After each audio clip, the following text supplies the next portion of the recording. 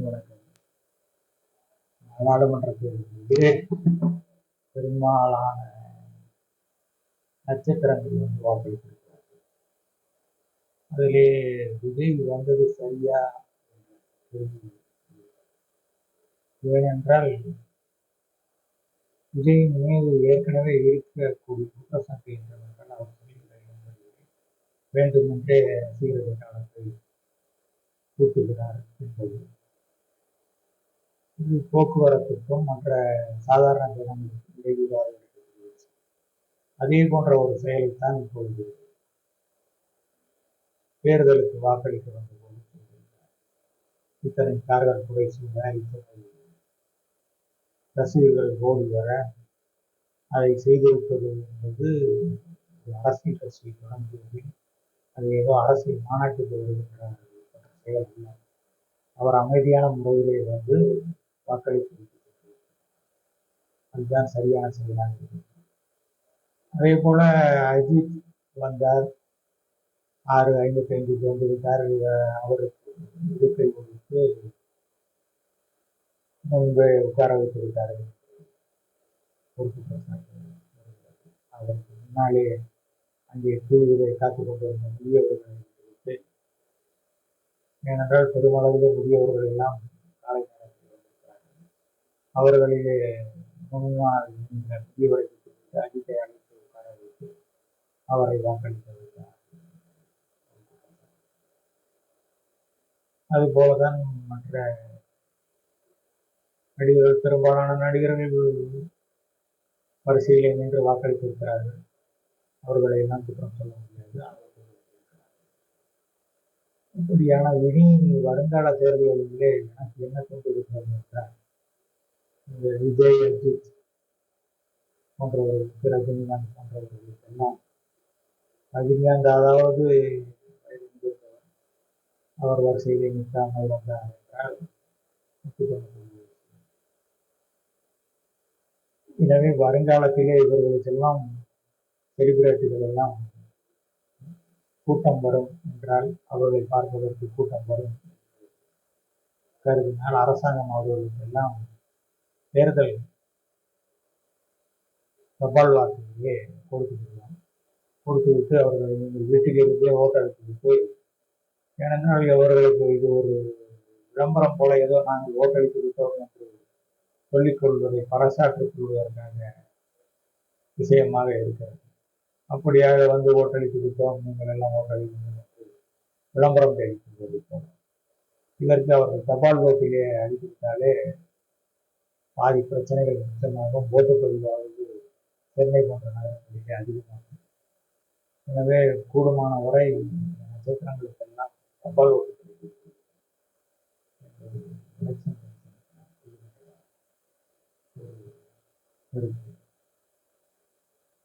அது போல பல முதியவர்கள் தான் அதிகாலையில் வந்திருக்கிறார். அவர்களுக்கெல்லாம் முதியவர்களுக்கு தனி மரியாதை செலுத்துவது தேசத்தினுடைய கடமை. இந்த பந்தல்கள் எல்லாம் எந்த பூத்திலுமே போட்டதாக தெரிகிறது. வெயிலே வருகிறவர்கள் நிற்பதற்கு முதலாக பந்தல்கள் போலவோ ஏற்பாடுகள் செய்யவோ சிந்திக்கிறார்கள். இன்னும் சில இடங்களிலே நீர்மோர் கூட கொடுக்கலாம். வருகின்றவர்களுக்கு அரசாங்கமே அந்த நீர்மோரை கொடுத்தால் ஒரு நல்ல முன்னுதாரணமாக இருக்கும். அப்படி கொடுக்கும் பொழுது அதற்காக நாம் போய் வெயிலே மயங்கி ஒழுக வேண்டியிருக்காது என்ற நிலையை கூட பலர் வருவார்கள். நீர்மோரை கொடுக்கலாம், பானகம் கொடுக்கலாம், இதை போன்ற விஷயங்களை அதுபோக இந்த ஓட்டுநர்கள் லிஸ்டிலே பல பேர் விட்டு போயிருக்கிறார்கள். முன்னால் எல்லாம் நான் படித்துக் கொண்டிருந்த காலத்திலே என்னுடைய ஆசிரியருக்கு உதவியாக நான் ஓட்டர் லிஸ்டை சரிபார்க்கின்ற வேளையிலே நான் கிராமங்களுக்காக சென்றிருக்கிறேன். என்னுடைய ஆசிரியர் என்னை அழைத்து சென்றிருக்கிறார். நாங்கள் சென்று அவர் தனியாக செல்வதற்கு யாராவது கூட உதவிக்க வேண்டும் என்ற காரணத்தினாலே என்னை அழைத்து சென்றிருக்கிறார். நாங்கள் கிராமங்களுக்காக சென்று அப்பொழுதெல்லாம் பார்த்திருக்கிறோம். அப்பொழுது பார்க்கும்போது முதியவர்கள் எல்லாம் சொல்வார்கள், ஐயா நேரு நகராக இருக்கின்றார், எம்ஜிஆர் நகராக இருக்கின்றார் என்றெல்லாம் சொல்வார்கள். அப்படியாக பார்த்திருக்கிறோம். பாமரர்கள் எல்லாம் அவருடைய தெய்வங்களைப் போல பார்த்திருக்கிறார்கள். ஆனால் இந்த காங்கிரஸ் கட்சி அதையெல்லாம் விட்டு இப்போது அடிப்படையே இல்லாமல் அது வருத்தகரமான. நான் பிஜேபிக்காரன் என்றால் கூட காங்கிரஸ் அழிந்து போக வேண்டும் என்ற நினைப்பெல்லாம் கிடையாது. காங்கிரஸ்காரர்கள் முயற்சிக்க வேண்டும், மேன்மையுற செயல்பட வேண்டும் என்பதுதான் காங்கிரஸ் நாட்டிற்கு தேவை என்பதுதான். திராவிட கட்சிகளோடு சேர்ந்து அவர்கள் அழிந்து போய்விடக்கூடாது. அவர்கள் மக்கள் நலனிலே அக்கறை செலுத்தி உழைக்க வேண்டும், பதவி சுகத்திற்காக செய்யக்கூடாது எனவே அது ஒரு. அடுத்து இந்த இவிஎம் எடுத்துக்கொண்டோம் என்றால் ஏன் இந்த ஓட்டிங் பர்சன்டேஜிலே இவ்வளவு வித்தியாசம்? இதை நாம் எந்த காலத்தில் இருக்கிறோம்? ஓட்டு சீட்டுகள் போட்டது போக வாக்குகளை சீட்டுகளாக போட்டுக்கொண்டிருந்த இப்பொழுது நாம் எலக்ட்ரானிக்ஸ் ஓட்டுகளாக இவிஎம் மிஷினிலே போடுகிறோம். ஆனால் இன்னும் பல பேருக்கு அது பிடிபடவில்லை. சிதம்பரம் கூட வைத்துக் கொண்டிருந்தார். என்ன செய்ய அவர் தன்னுடைய தேர்தல் அறிக்கையிலே நாங்கள் இவிஎம் பற்றி பெரிய முன்னேற்றத்திற்கு வழிமுறை சொல்லப் போகிறோம் என்று சொல்லியிருந்தார். நான் கூட ஆவலாக அந்த பற்றி என்ன சொல்லியிருக்கிறார் என்று பார்த்தேன். அவர் அதிலே பெரிய விஷயமாக என்று திரும்ப அதிலேயும் அதிலே சொல்லியிருக்கிறார். இவிஎம் நிலை என்ன சாத்தியக்கூறு என்றால் இப்பொழுது அது சரிபார்ப்பதற்கு வியாபாரம். ஆனால் இந்த ஓட்டுப்பதிவுகளை எல்லாம் சரிபார்ப்பதற்கு ஏன் நம்ம தேர்தல் கமிஷன் கேமராக்களை வைத்து ஆன்லைனிலே எந்தெந்த பூத்திலே என்ன நடந்தாலும் அதை பார்த்து கொண்டிருக்கிறார்கள். அப்படியானவர்கள் ஏன் இவர்கள் லேப்டாப்பை கொடுத்து சிஸ்டத்தை கொடுத்து ஒரு வாக்காளரும் வாக்களித்தவுடன் அவர்களுடைய பேரிலே என்ட்ரியை போட்டுவிட்டால் அதை சென்ட்ரலைஸ்டு சிஸ்டம் வந்துவிட்டால் இருந்த இடத்திலேயே தெரிந்துவிடுமே எத்தனை வாக்குகள் விழுந்திருக்கின்றன என்பது ஒரு இடத்திற்குமே காட்டக்கூடிய அளவிலே நம்முடைய சாப்ட்வேர் இன்ஜினியர்கள் இருக்கிறார்களே அவர்களிடம் சொல்லிவிட்டால் இன்ஃபோசிஸ் கம்பெனியோ டிசிஎஸ் கம்பெனிக்கோ நாம் ஆர்டரை கொடுத்துவிட்டால் அவர்கள் வடிவமைத்து கொடுத்து விட போகிறார்கள். அதுதான் ஒரு இந்த இவிஎம்மில் இருக்கக்கூடிய தகராறை சரி செய்வதற்கான ஒரு வழி. எத்தனை பேர் வாக்களித்திருக்கிறார்கள் என்பதை பார்த்துவிட்டாலே போதும்.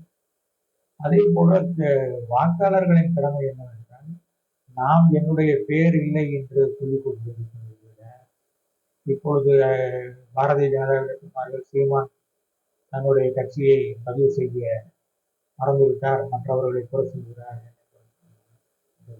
உலகத்திலே உள்ள எல்லா கட்சிகளுக்கும் இருக்கிற ஒரு வழக்கம் அதுதான். எது என்றாலும் பிஜேபியை குறை சொல்ல வேண்டும், இவர்கள் செயல்பாட்டிலே அதை செய்ய மாட்டார்கள். இப்பொழுது கூட எலெக்ஷன் முடிந்தவுடன் இந்த அவர் பர்மனண்டாக இந்த சின்னத்தை வாங்குவதற்கு சீமான் முயற்சிப்பாரா, அந்த கட்சியை முழுமையான அளவிலே பதிவு செய்வாரா என்பது சந்தேகம் தான். ஆனால் கடைசி நேரத்தில் வந்து திருப்பி எனக்கு பிஜேபி வந்து விட்டது என்ற குற்றச்சாட்டை வைப்பார். எனவே அதே போல அண்ணாமலை சொல்லி இருக்கிற இந்த குற்றச்சாட்டும் கூட அவர்கள் தங்களுக்கு வாக்களிக்கக்கூடிய வாக்காளர்களுடைய பெயர்கள் எல்லாம் இருக்கின்றனவா என்பதனை சரிபார்க்க வேண்டும். ஏனென்றால் அவர்களுக்கு ஒரு வேட்பாளருக்கும் அந்த பட்டியலை வழங்குவார். அந்த வேட்புமனு தாக்கல் செய்த உடனேயே அந்த பட்டியலை வழங்குவார். அவர்கள் அதன் மூலம் சரிபார்க்கலாம். அல்லது அதற்கு முன்னதாகவே தேர்தல் அறிவித்த பின்னர் என்றுதான் நினைக்கிறேன். அறிவிப்பதற்கு முன்னதாகவும் அறிவித்ததற்கு பின்பும் ஒரு வார காலம் அவகாசம் கொடுத்தார்கள் பெயர் சேர்ப்பதற்கு. என்னுடைய இளைய மகளின் பெயரை எல்லாம் நான் அந்த ஒரு வார காலத்திலே தான் சேர்த்தேன். அவருடைய பெயர் அதில் வந்துவிட்டது. 18 வயது பூர்த்தியான அவருடைய பெயர் அதிலே வந்துவிட்டது வாக்களிப்பவர்கள். அப்படியாக நாம் எங்களுடைய பெயர்களை எல்லாம் நாங்கள் சரிபார்த்தோம்.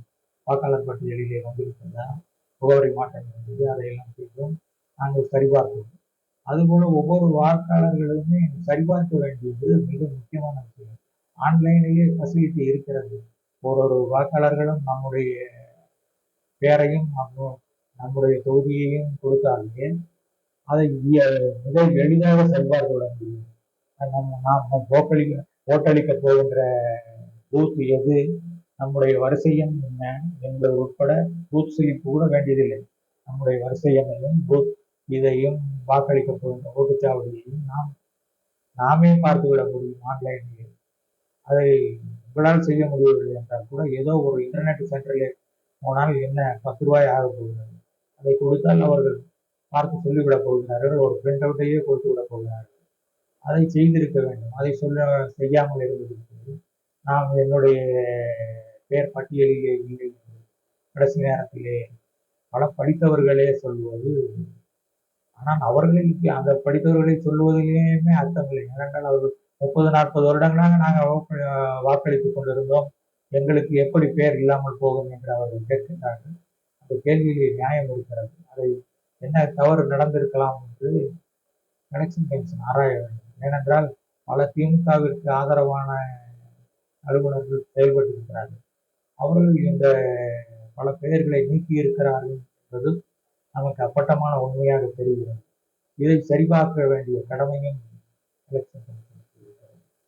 இந்த அப்படியான குற்றச்சாட்டிற்கு ஆளானவர்கள் யார் சரிபார்த்தார்களோ அதற்குத்தான் நான் என்னுடைய ஆசிரியர்களுடன் நான் சென்று வீடு வீடுக்கு நான் சரிபார்க்க இப்பொழுது தேர்தலுக்கு சரிபார்க்கிற வேலையை செய்கிறோம். வீடுகளுக்கு செல்வது கிடையாது.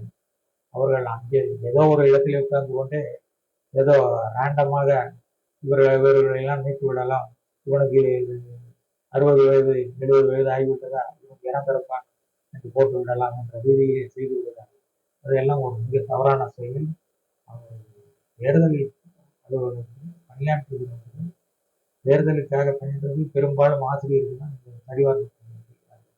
அரசு பள்ளிகளிலே பணியாற்றுகிறார்கள், இந்த பணியை செய்கிறார்கள். அவர்கள் செய்யும் பொழுது அதை சரிவர செய்ய வேண்டும். இது நாட்டிற்கான கடமை. இதை என்பதை உணர்ந்து அவர்கள் செயல்பட வேண்டும். அதை எலெக்ஷன் கமிஷன் உறுதி செய்ய வேண்டும். இப்படி தவறாக இந்த கோயம்புத்தூரிலே ஒரே தொகுதியிலே ஒரே பூத்திலே 830 வாக்குகள் காணாமல் போயிருக்கிறது என்றால் அது சம்பந்தப்பட்ட அலுவலர் யார் என்பதை கண்டறிந்து அவரை சஸ்பெண்ட் செய்ய வேண்டும். அவருடைய சம்பளத்தை பிடித்தம் செய்ய வேண்டும். அப்படி செய்தால்தான் எதிர்காலத்திலே சரிவர அவர்கள் செயல்படுவார்கள். எனவே இதையெல்லாம் இந்த வெயில் அதிகமாக இருந்த காரணத்தினால் பந்தல் இல்லாத காரணத்தினால் பல பேர் ஓட்டு போட வரவில்லை. அதிலும் குறிப்பாக பல இளைஞர்கள் வரவில்லை என்று சொல்கிறார்கள். இது மிக கவலை அளிக்கிறது. இளைஞர்கள் ஏன் வரவில்லை என்ற ஒரு கேள்வி. அவர்களுக்கு திமுக அரசாங்கத்தின் மீது மிகுந்த ஈடுபாடு கிடையாது, அதனால் வரவில்லை. மோடியின் மீது ஒரு வயதான தலைவராக முக்கிய தலைவராக பார்த்ததுனால வரவில்லை. அண்ணாமலையின் மீது இருந்த ஈடுபாட்டின் காரணமாக சில படித்த இளைஞர்கள் வாக்களித்திருக்கிறார்கள். அதே போல சீமான் மீது இருந்த ஈடுபாட்டின் காரணமாக சில இளைஞர்கள் வாக்களித்திருக்கிறார்கள். இப்படியாகத்தான் நடைபெறுகிறது. எனவே இந்த நீர்மோர் கொடுப்பது, பானகம் கொடுப்பது, பந்தல் போடுவது, இந்த செலவு, இந்த சேவைகள் எல்லாம் வெயில் காலத்திலே நடக்கும் பொழுது தேர்தல் கமிஷன் வழங்கினால்தான், அரசாங்கம் வழங்கினால்தான் ஓட்டின் பர்சன்டேஜை அதிகப்படுத்த முடியும். இதை கவனத்தில் கொள்ள வேண்டும்.